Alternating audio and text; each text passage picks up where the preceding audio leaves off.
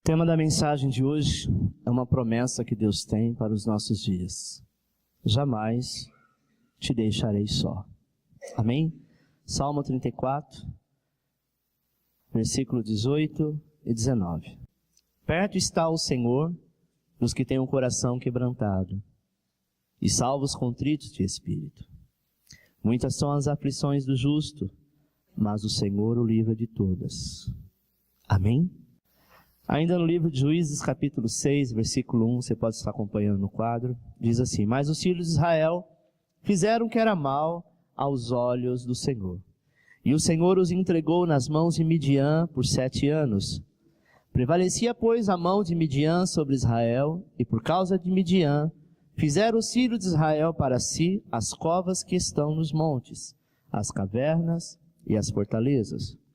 Porque sucedia que, havendo Israel semeado, subiam contra ele os midianitas, os amalequitas e os filhos dos oriente. E acampando-se contra ele, destruiu o produto da terra, até chegarem a Gaza, e não deixaram mantimento em Israel, nem ovelha, nem boi, nem jumento. Porque subia com seus rebanhos e tendas, e vinham em multidão como gafanhoto. Tanto eles como seus camelos eram inumeráveis, e entravam na terra para as destruir. Amém? A Bíblia fala, amado, que há momentos na vida de uma pessoa, principalmente na vida de um cristão, que nós achamos que estamos só. Parece que a nossa oração já não é mais ouvida, e aparentemente parece que Deus esqueceu de nós por conta de algum erro, por conta de um pecado. A verdade é que o pecado ele tem a sua própria consequência. Mas independente de qualquer coisa, Deus jamais vai esquecer dos seus filhos, ainda que ele tenha pecado. Ainda que ele tenha errado. A consequência do que ele fez é fato. Isso vai acontecer. Às vezes nós cometemos algum tipo de erro, algum tipo de pecado, e aí nós pedimos perdão, nos arrependemos. Mas o fato da colheita daquilo que plantamos, isso é verídico. O Senhor até perdoa, mas tem coisas que nós precisamos colher dentro daquilo que a gente faz. Amém? Israel estava nessa situação, ou seja, eles achavam que Deus já não se importava mais com ele. Porque tudo que eles semeavam, tudo que eles plantavam, vinha o inimigo e destruía toda a plantação. E sabe, era uma coisa devastadora.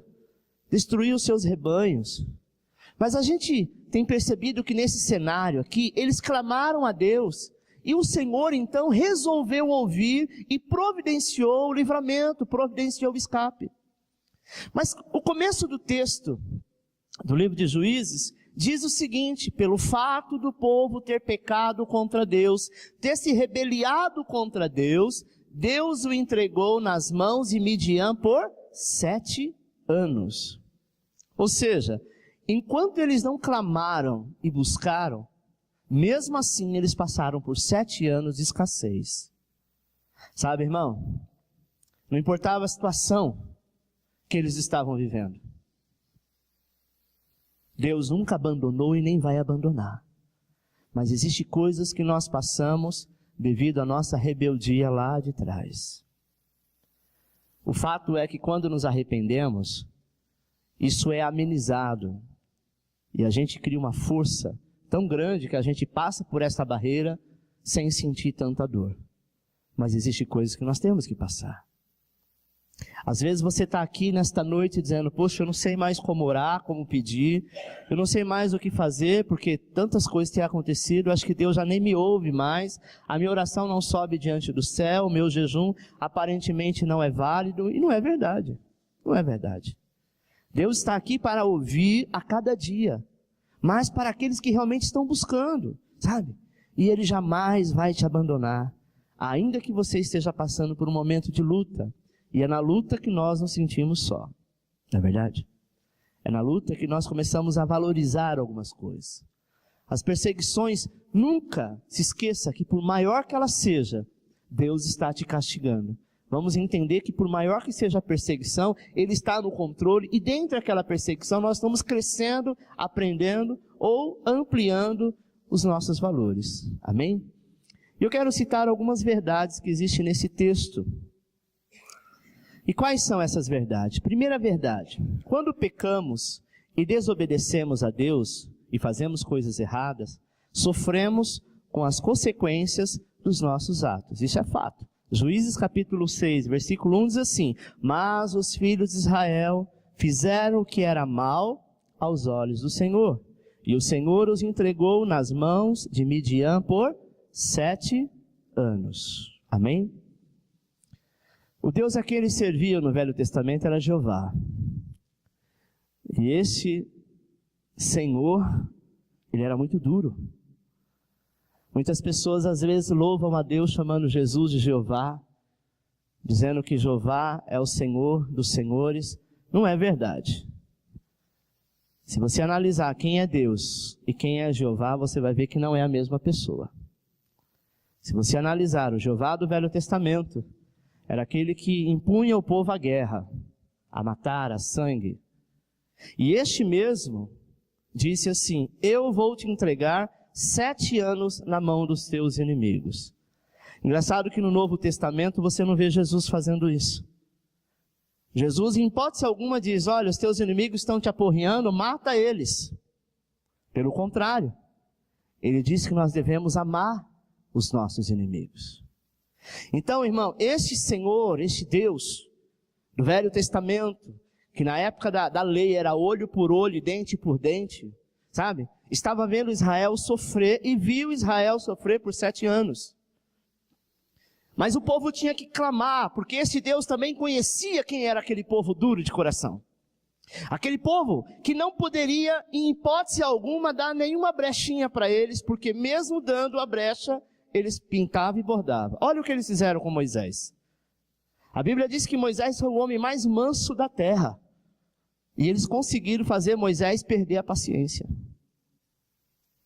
Então nós entendemos que há todo tipo de povo. E Deus trata com o povo de várias maneiras.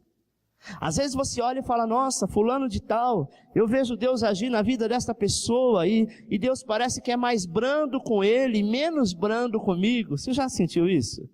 Parece que Deus é mais bonzinho para um e mais ruinzinho para você? Não é verdade. Deus conhece o teu coração e Ele age da maneira correta. Amém? Israel estava sofrendo porque eles tinham abandonado ao Senhor, ou seja, eles conheciam a Deus, resolveram pecar, andar em desobediência. Uma coisa que Deus abomina é a desobediência. Para Deus, ser rebelde, ser desobediente é a mesma coisa do pecado da feitiçaria.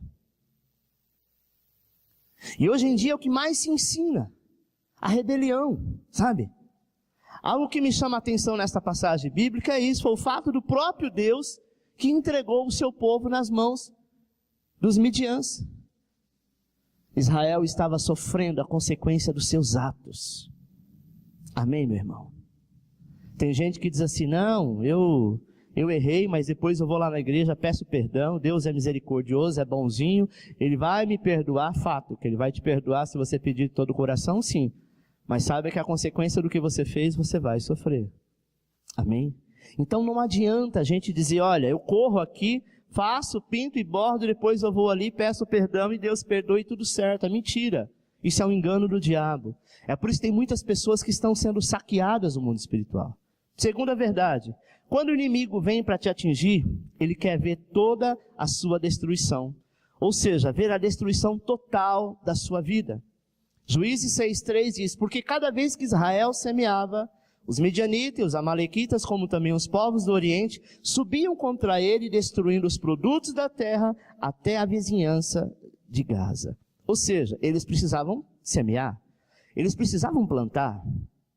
E cada vez que ele se posicionava a plantar, sabe, esses povos vinham com todas as suas tendas, firmava na terra de Israel e saqueava, e roubava, e quebrava tudo. E eles vinham como gafanhotos, como uma multidão que não podia contar, e Israel então se enfraquecia. Satanás, amado, ele quer o nosso mal, sabe? Ele quer te ver destruído, quer acabar com a nossa vida.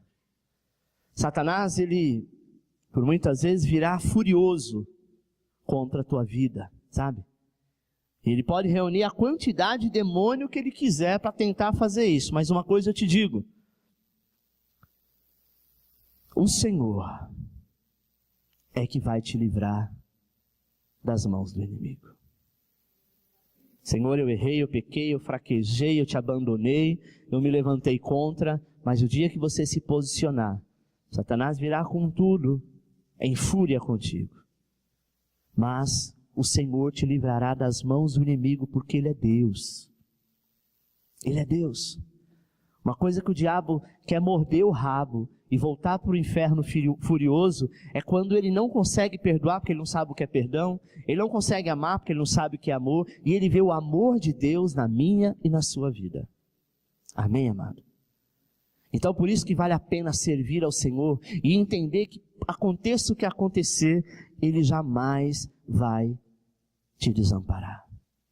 Nunca o Senhor vai te deixar só.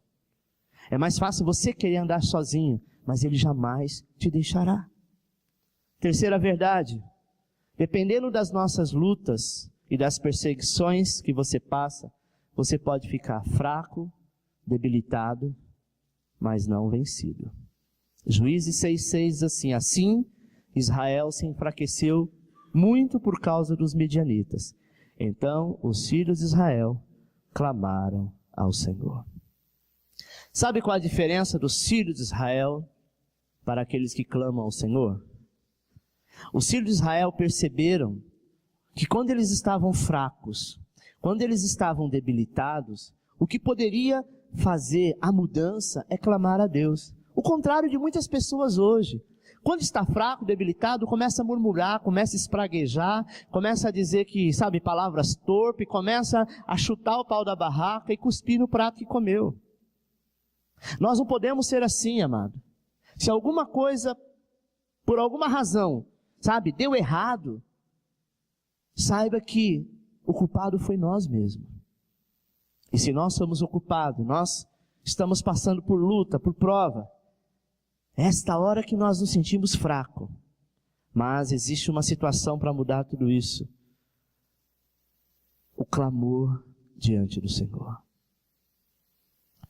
E às vezes tem pessoas que começam a clamar, aí as portas se abrem, aí esquece de Deus, aí não vem mais clamar, não vem mais orar, não vem mais na igreja. Deus já abriu a porta. Não é verdade? O inimigo, por muitas vezes, ele pensa até que está conseguindo te destruir. O Senhor tem visto a tua lágrima, tem visto o teu choro, tem visto a sua preocupação. Deus tem te visitado naquelas horas que você tem dito: Senhor, e como que eu vou pagar as contas? Como que eu vou sobreviver? Como que eu vou fazer? De uma coisa nós temos a certeza, o que louvamos aqui: Deus é fiel. Não porque você merece, não porque nós merecemos, mas aquele que começou a boa obra é fiel para cumprir. Amém, amado? Se nós tivéssemos alguém que fosse como Deus, a gente com certeza, toda vez que viria essa pessoa, a gente diria, como talvez você já ouviu alguém te dizer isso: olha, obrigado pelo que você fez, eu não sei, não tenho como pagar. Não é assim que a gente trata as pessoas?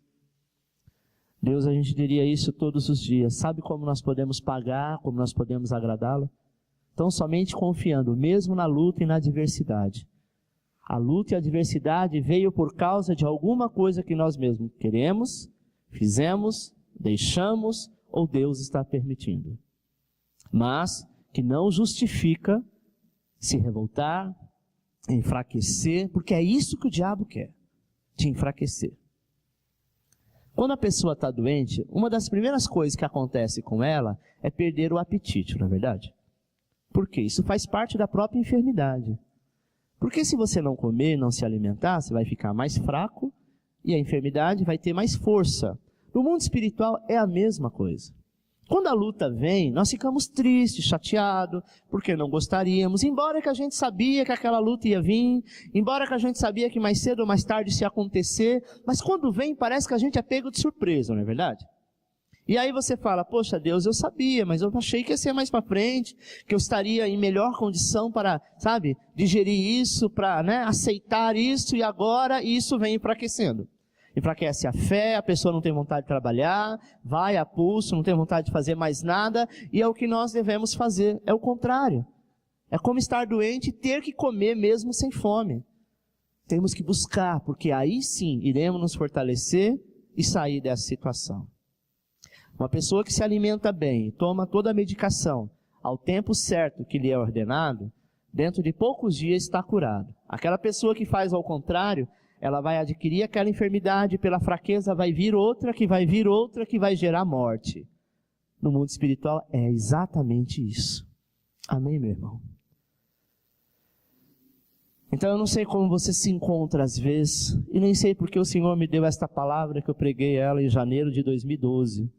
Amém? Com outro tema. Mas é porque o Senhor te diz, a tua fraqueza, o teu desânimo, a sua tristeza, não pode ser maior do que a presença de Deus na tua vida. Amém? O inimigo ele quer sim destruir. Mas é nesse cenário de fragilidade que o Senhor estende as tuas mãos sobre a tua vida. Te coloca de pé diante da adversidade e te diz, filho do homem, põe-te em pé, porque eu falarei contigo.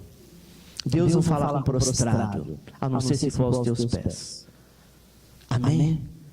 Se nós nos prostrarmos diante dele, ele está pronto para falar. Mas se a gente se prostrar diante do problema, diante da enfermidade, jamais ouviremos a voz dele, porque o que vai gritar alto é o problema e a enfermidade. Amém, meu irmão? Você pode estar até fraco, mas não está vencido. O Senhor te ajudará. Creia nele, busque recursos neles. Deus vai te ajudar e você vai ver que o grande livramento do Senhor irá mudar a história da sua vida. Quarta e última verdade. O Senhor é contigo e não te abandonou. Juízes 6, versículo 12, a parte A diz assim, então o anjo do Senhor lhe apareceu e lhe disse, o Senhor é contigo. Gideão estava nessa situação, angustiado, preocupado, chateado, triste, frustrado. Ele já estava malhando trigo no lagar, dentro da própria casa. Sabe, ele estava muito angustiado, mas ele também não desistiu. E ele continuou clamando ao Senhor. E quando o anjo do Senhor aparece a ele, ele foi até meio duro no dizer, quando o Senhor diz, o Senhor é contigo, varão valoroso, ele falou, com quem está falando? Não é comigo. Porque eu estou aqui me escondendo, malhando trigo dentro de casa. Eu não tenho o que comer, eu não tenho que vestir direito. Eu estou apertado, eu estou passando por uma escassez. E o Senhor está dizendo que Deus é comigo, então está falando com a pessoa errada. Gideão achou que Deus tinha abandonado a eles por conta do pecado de rebeldia. Eles estavam sem esperança, meu amado, em atitudes desesperadoras. Gideão estava apenas ali tentando proteger os seus bens, o que ainda lhe sobrava.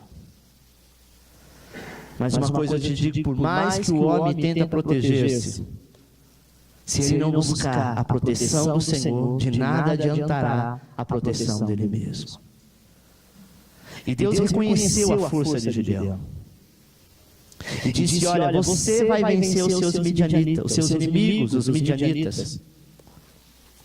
E você vai ver, Gideão, que não é a quantidade de pessoa que vai vencer esse exército, mas é apenas me obedecer.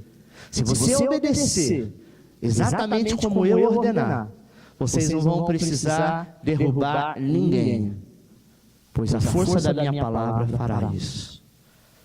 Somente pelo Senhor, meu irmão, é que você pode vencer. É que é a verdadeira proteção. Gideão estava tentando salvar o pouco que restava. E foi diante desse cenário de desespero que o Senhor apareceu a ele e disse, eu sou contigo. Amém. Não importa o que você tenha feito, tenha dito, Deus existe e Ele está no controle da sua vida. E foi o Senhor que te escolheu. Porque você é valente, é guerreiro, você tem um valor imenso para Ele.